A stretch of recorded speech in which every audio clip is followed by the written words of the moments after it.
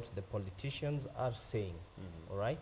As much as Daktari says that there has been invites from experts to kind of try to unpackage what the issue is all about, but then in terms of reportage, there needs to be that issue of, you know, breaking it down to the masses, that these are the issues, this is what we are confronted with, and how do we take it from here, rather than reporting what EACC is saying on this side, what the opposition leader is saying on this side, what Jubilee MPs are saying on that side. So do you feel like we have reported more of the political rhetoric as opposed to the facts and figures? Yeah, 50% it has been on that rhetoric. Yeah. Mondakilemi, do you agree it's been 50%? I'm in complete agreement with the magistrate. Yeah. I think it's true that the issue needs to be depoliticized. I need to hear less from Raila and more from economists who are experts in the area, especially with the new developments about issues regarding the numbers not matching up. I'm not really sure a politician is well versed in that topic to tell me what's going on.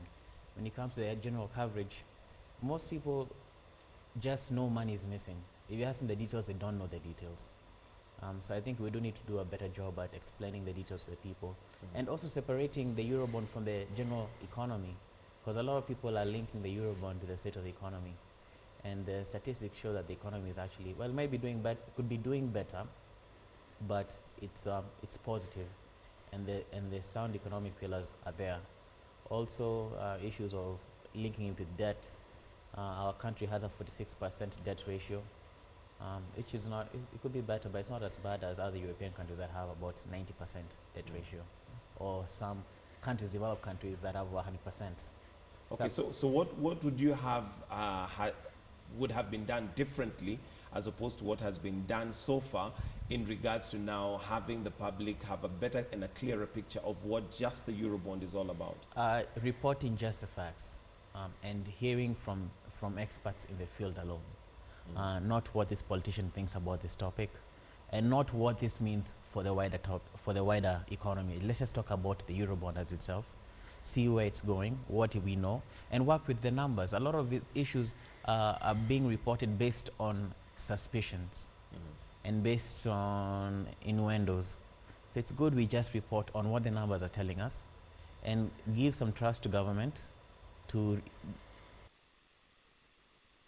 report on that as well. Report on that as well. Daktari, do you agree that, well, the gentlemen here feel that we've not done a very good job so far of letting the public know? And let me also now put in and say, sometimes our reportage is very targeted towards what I'd call the urban, as opposed to the rural. Have we broken it down to that mama in the field, or Ushago, knowing that this Eurobond is actually going to affect my children in a certain way?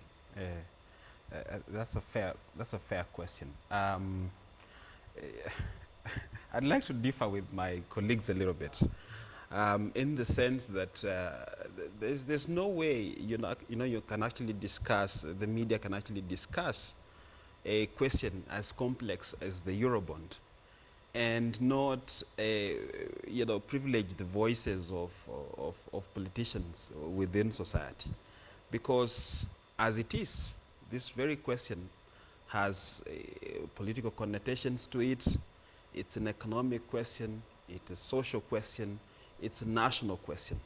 So in discussing it, in breaking down this very question for the general public, the media certainly will find itself having to look out for political voices, for voices that represent different interests within society, including even civil society voices that advocate for justice and fairness and transparency and accountability within the context of society, because really this question entails all those elements.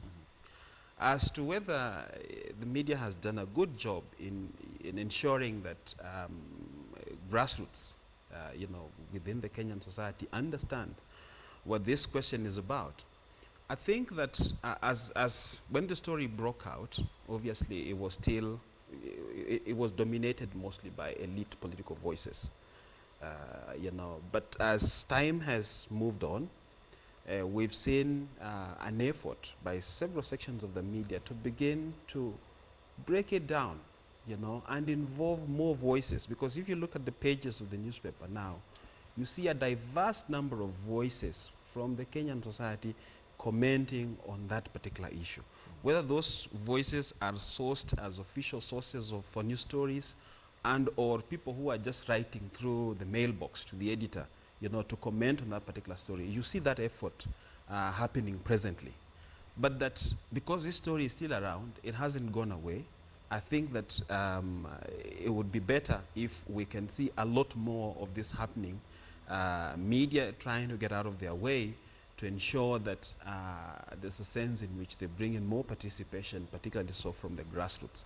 And in this respect, I think that local language radio stations would play a key role in terms of, you know, getting in voices and ensuring that that reach to the grassroots. But Daktari, it's still being dominated by elite political voices. As we speak today, the discussion is still being dominated by the elite. But then again, Mwenda, let me, to cut you short, if it was not for that political elite voice that has picked it up, and in this case, the opposition leader, Raila Odinga, would this story really be making headlines? Would not be seeing it on the headlines, I believe. I think the civil society would have still pushed the story, regardless, because it's such a big story, it still have been pushed. And back to the issue of dividing politics from the economics of this, is a problem of the political voices have an agenda as well. Be it Jubilee, or be it CORD, or be it Wiper, or whatever, they all have an agenda. And the agenda is to push a certain message.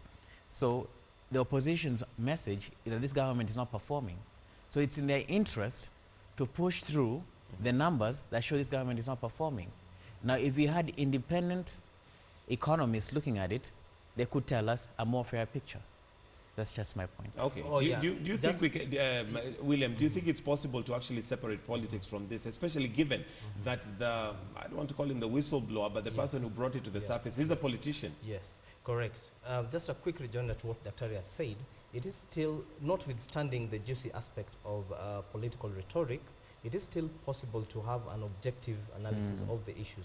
One, it depends. You may want to ask yourself, what prominence do you give a story by a politician?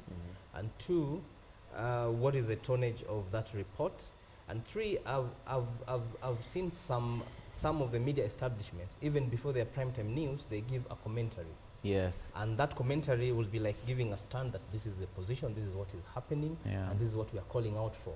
That one would kind of try to put into focus what is going on. The risk, just as Mwenda says, the risk of giving undue prominence to the politicians is that, being that they have supporters, and most of these supporters are normally grassroots based, then the theme that will then start coming out is like they're fighting us, they're against us. Wanafuata mtu wetu. So then now the objectiveness of the issues will be lost out in all those political grandstanding. True, a politician could be a whistleblower, but now the responsibility is with the media. What prominence do you give this story? Are you tweaking out the most serious stories to flash them out to the public, or giving just these politicians a stand? Okay. And another debate we've had here, and I'll come to you, Daktari, this is regards to politics in Kenya, and the fact that there are certain politicians who push things further than others. For instance, if this particular story was picked up by a different politician, it wasn't Raila Odinga who was pushing it, would it even have the prominence that it has? Yeah, that's a very interesting question.